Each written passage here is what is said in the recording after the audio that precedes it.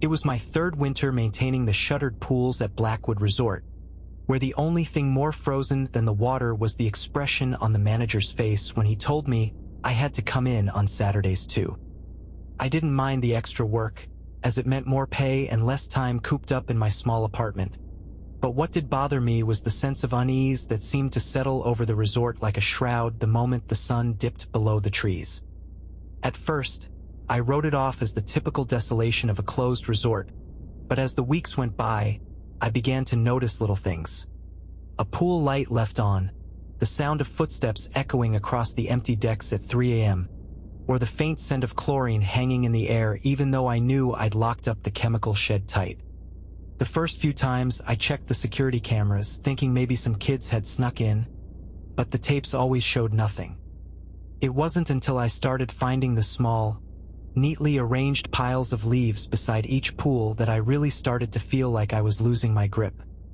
They were always in the same spots, never touching the water, and seemed to be placed with an almost obsessive care.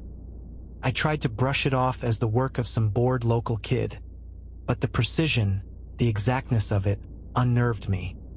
As the days shortened and the nights grew colder, the piles of leaves didn't stop, but they did change. They began to resemble patterns, like they were trying to convey a message I couldn't decipher. It was around this time that I started noticing the pools themselves were acting strangely. The water level would fluctuate by a fraction of an inch overnight, or I'd catch glimpses of what looked like ripples on the surface, despite the pools being covered and the wind being still.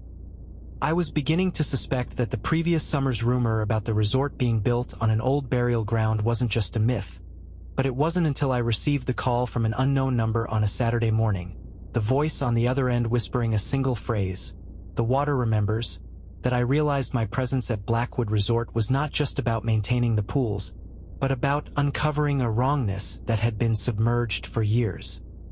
The call ended as abruptly as it started, leaving me standing by the edge of the largest pool, staring into water so still it looked like glass, yet seemed to hold a depth of secrets and terrors beyond my comprehension.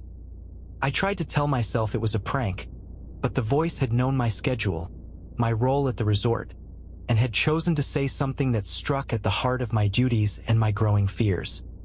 The rest of that day was a blur, my inspections of the pool's mechanical and my mind preoccupied with the implications of that call. As night began to fall, and with it the familiar sense of isolation, I found myself at the pool where I'd first noticed the leaves, the one that seemed to be the focal point of all the strange occurrences. And then, I saw it, a leaf, floating on the surface of the water, in the exact center of the pool. It was a solitary, perfectly preserved leaf, and it seemed to be waiting for me.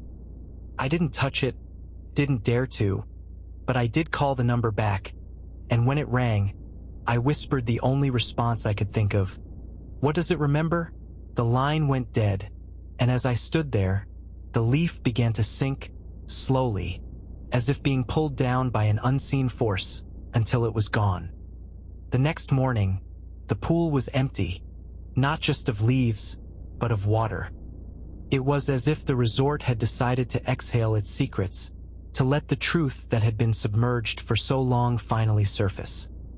I never went back to Blackwood Resort, but sometimes, in the dead of night, I think I can still hear the sound of water, remembering.